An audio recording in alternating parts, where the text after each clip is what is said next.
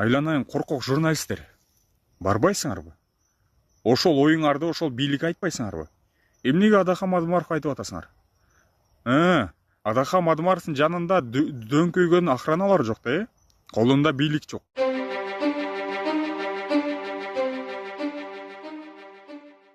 Ассаламу алейкум достор, ассаламу алейкум менин кең пейилдүү кыргыз элим. Мынакей акыркы күндөрү Адахам Мадымаров менен чала журналисттердин ортосунда бир аз жаңжал чыкты.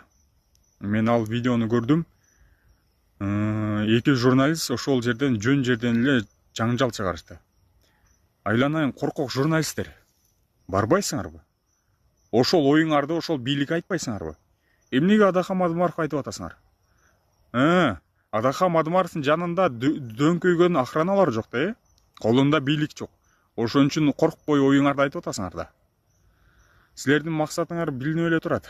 Болгону силер ошол кең пейилдүү кыргыз элимдин оюн түп тамыры менен өзгөртүш, түп тамыры менен. Сүттөй ак адамды силер каралашыңар керек. Эмне үчүн дегенде шайлоо жакындап келатат. Адахам Мадымаровдун колдоочусу күндөн күнгө өсүп атат. Ошон үчүн коркуп атасыңар. Силер болгону куурчаксыңар. Силер бийлик тарабына силерди жөнөтүшкөн. Ошон үчүн силер ушул ишке бардыңар. Жада калса өзүңөр кечинде ойлонуп жатсаңар керек. Эмнеге мен мындай кылып койдум депчи. Кийин эгер Адахам Мадымаров бийликке келгенде мен анын жүзүн кантип карайм деп ойлойсуңар. Адахам Мадымаров келет бийликке. Мынакей көрөсүңөр. Ушул азыр акыйкатты жашырып, ушинтип кайра Адахам Мадымаровго каршы чыккан адамдар бир күнү жок болосуңар. Адахам Мадымаров жада калса ырайым кылат силерге. Жөн гана силерди иштен айдайт, жок болосуңар ошонор.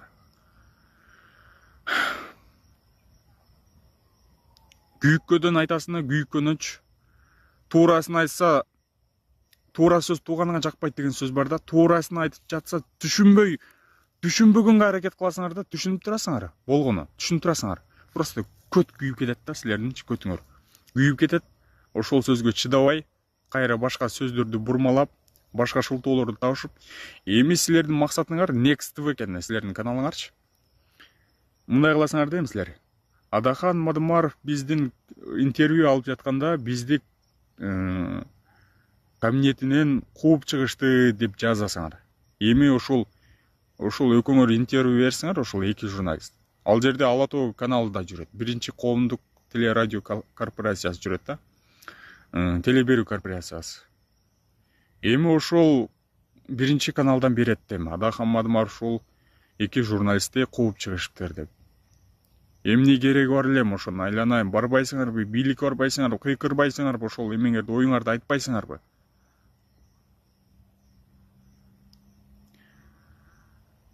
Адахам Мадымаров Кыргызстанды өнүктүрөйүн деп чач агарып кетти. Кандай түшүнбөйсүңөр? Айланайын, мен деле акылым жетип турат. Эгер жаман адам болгондо ошол кол коюп жерди сатып бергенде мен деле жаман көрөт элем Адахамды. Адахам бул жерде туура да. Кылган иштери баардыгы туура. Бийлик өзү деле таналып турго. Ошол кол койгон протоколдо азыр күчү жок экен. Бийлик өзү деле таанып аптыр. Жок экен. 49 жылга келишим түзүлүптүр.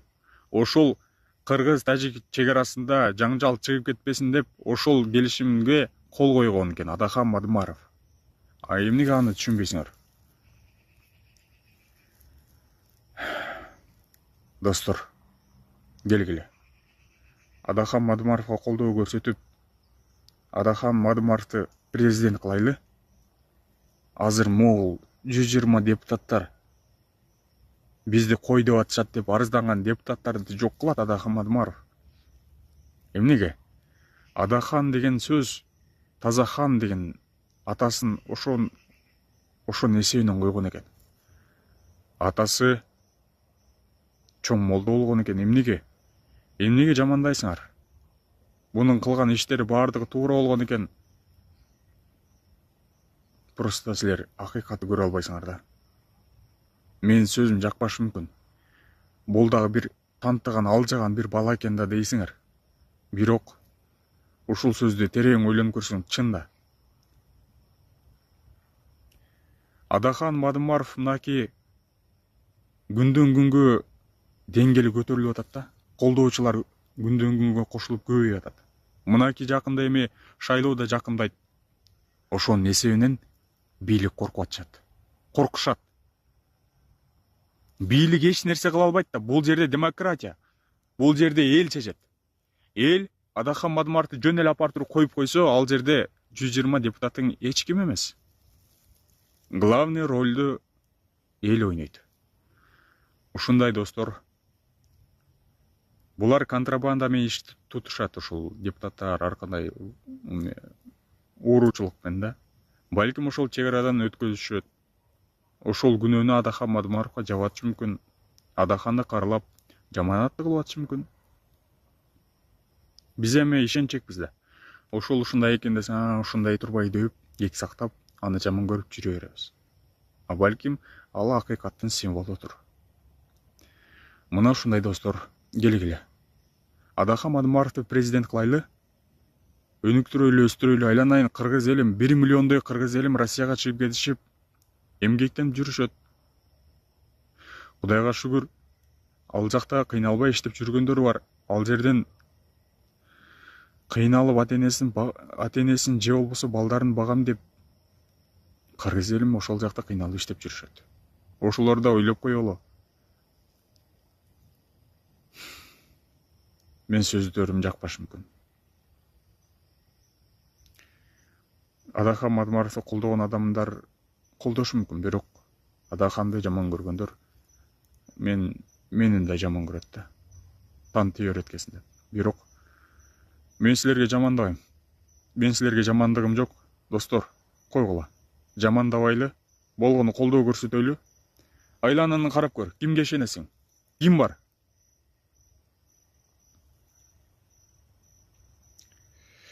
Ошол достор. Анан эгер Next TV жанагы канал эгер Адахан Мадымаровду биротоло жамандап, жаманатты кылып, эгер өмүрүнө тоскоолдук болсоңор, эгер айтып коеюн. Кыргыз элим Адахан Мадымаровдун артында турат. Канал-паналыңар менен өртөнүп кетесиңер. Этият болгула. Ошол достор, ийгилик барыңыздарга. Ошону айтайын дегем. Сөздү түшүнгөнгө аракет кылгыла. Адахан Мадымаров бул жерде 100% ак. Мынаки Аллах көрүп турат. Сөзүмө капа болбогула, айтат сөзүмө. Ийгилик барыңыздар.